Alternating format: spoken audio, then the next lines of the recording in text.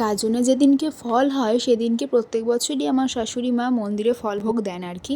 তো তাই জন্য আমরা সন্ধ্যাবেলা সেদিনকে ফল প্রসাদই খেয়ে নিলাম, আর রাত্রিবেলা খেয়েছিলাম লুচি আর কুমড়োর তরকারি, তার সঙ্গে ছিল মিষ্টি। মিষ্টিটা যেহেতু ফ্রিজে ছিল সেটা আর দেখানো হয়নি, আমি এখানে প্লেটগুলো সাজিয়ে তোমাদেরকে দেখিয়ে দিলাম। আর তারপরের দিন মানে একদিন নিরামিষ খেলে তারপরের দিন তো চিকেন চাই। তাই দেখো এখন বড়মশাই চিকেন রান্না করে নিচ্ছে। প্রথমে আলুগুলোকে ভেজে নিয়েছিল, তারপর এত সুন্দর টেস্টি চিকেনটা করে নিয়েছিল। এখন তো আমার বলতে গেলেই মুখে জল চলে আসছে। এখানে 4টে বাটি কেন বলো তো? সেদিনকে আমার এক ননদিনী মানে আমাদের পাশের বাড়িতে আমার এক বোনকেও নেমন্তন্ন করা হয়েছিল। তো আমরা তাই 4 জনে খেয়ে নিলাম। আর শাশুড়ি মা তো একদমই মুরগির মাংস খান না, খাসির মাংসটাই শুধু খান। তো খেতে তো ভালোই টেস্টি হয়েছিল। 4 জন মিলে ভালোই আনন্দ করে দুপুরবেলা লাঞ্চটা সেরে নিলাম। আর রাত্রিবেলা তো আমার মেয়ের সঙ্গে আমাকে না খেললে হবেই না। প্রত্যেকদিন রাতে ঘুমানোর আগে ও তো বাবার সঙ্গে মায়ের সঙ্গে কিছুক্ষণ আগে খেলা করবে, তারপর ঘুমাতে যাবে। আর ওর দেখেছো এখন চোখে ঘুম আছে দেখে মনে হচ্ছে তখন প্রায় রাত 11টা বাজছে।